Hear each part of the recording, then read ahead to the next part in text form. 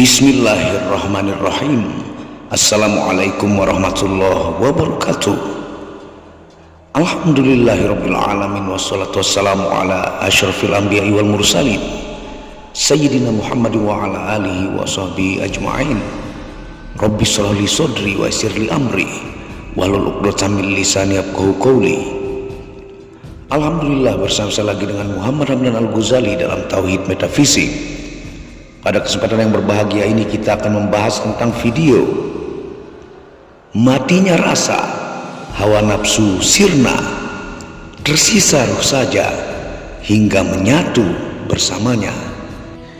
Tonton video ini sampai selesai supaya Anda mengerti, tidak gagal faham dan tidak menjadi fitnah karena kegagal fahaman Anda.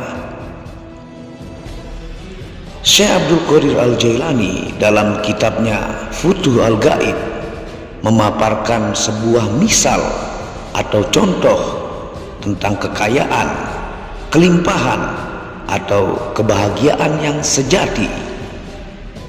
Beliau berkata,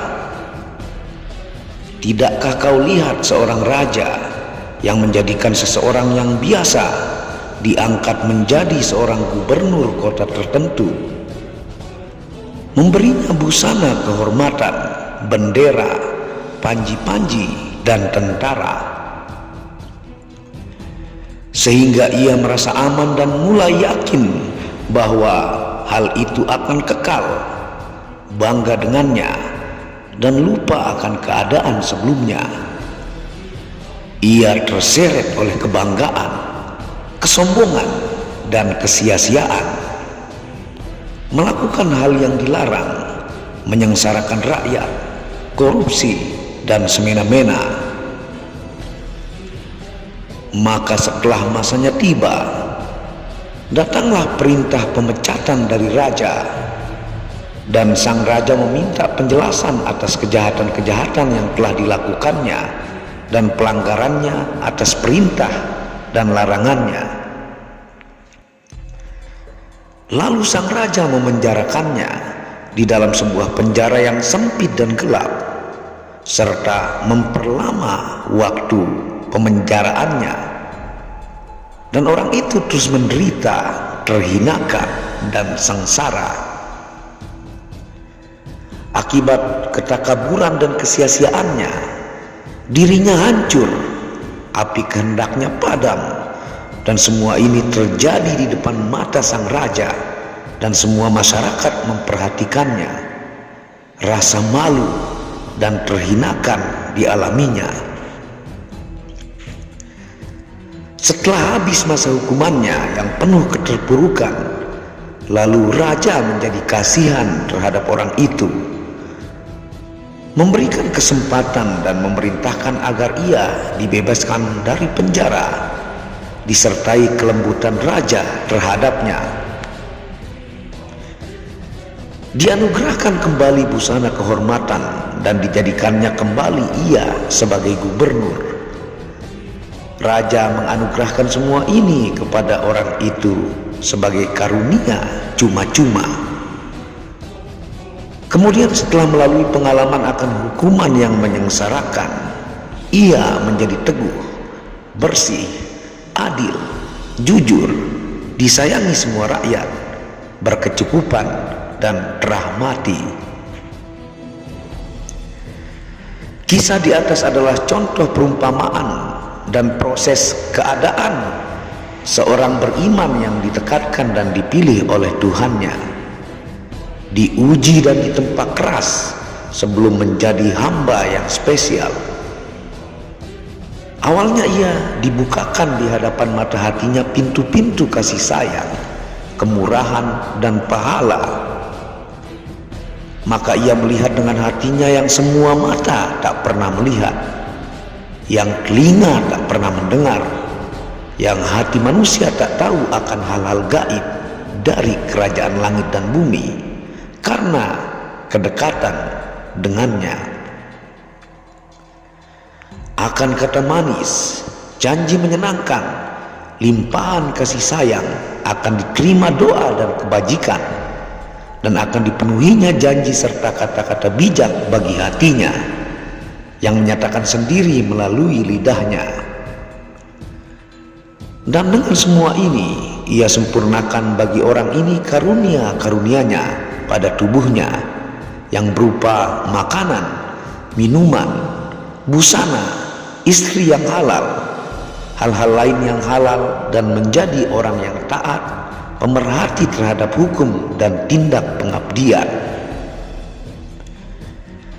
Lalu Allah memelihara keadaan ini bagi hamba berimannya yang didekatkan kepadanya, sampai sang hamba merasa aman di dalamnya, terkecoh olehnya, dan percaya bahwa hal itu kekal. Maka Allah membukakan baginya pintu-pintu musibah, aneka kesulitan hidup, kebangkrutan, istri dan anaknya meninggalkannya, dan mencabut darinya segala karunia yang telah dilimpahkannya kepadanya sebelum ini, sehingga ia terkulai, hancur, terputus, dihindari oleh masyarakatnya. Bila ia melihat keadaan zahiriyah, maka ia melihat hal-hal yang buruk baginya. Bila ia melihat hati dan jiwanya, maka ia melihat hal-hal yang menyedihkannya. Jika ia memohon kepada Allah untuk menjauhkan kesulitannya, maka permohonannya itu tidak diterima. Jika ia memohon janji baik, ia tak segera mendapatkannya. Jika ia berjanji, ia tak tahu tentang pemenuhannya. Bila ia bermimpi, ia tak bisa menafsirkannya dan tak tahu tentang kebenarannya. Bila ia bermaksud kembali kepada manusia, ia tak mendapatkan sarana untuk itu. Bila ada sesuatu pilihan baginya dan ia bertindak berdasarkan pilihan itu, maka ia segera tersiksa. Tangan-tangan orang memegang tubuhnya dan lidah-lidah mereka menyerang kehormatannya. Bila ia hendak melepaskan dirinya dari keadaan ini dan kembali kepada keadaan sebelumnya, ia gagal.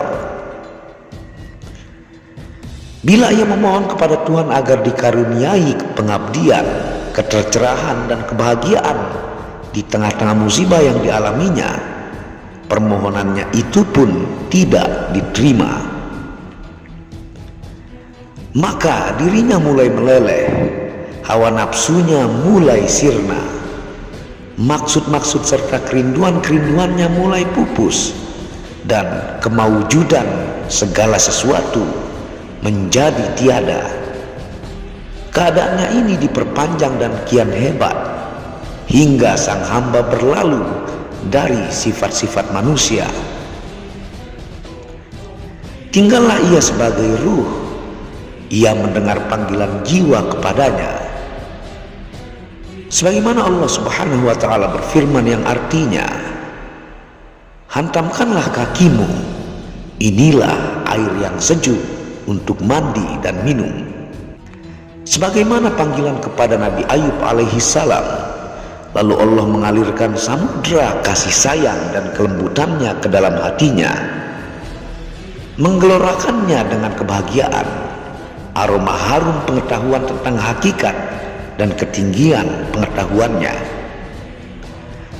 membukakan baginya pintu-pintu nikmat dalam segala keadaan hidup, membuat para raja mengabdi kepadanya, menyempurnakan baginya nikmat-nikmatnya lahiriah dan ruhaniah, menyempurnakan lahiriahnya melalui makhluk dan rahmat-rahmat lainnya,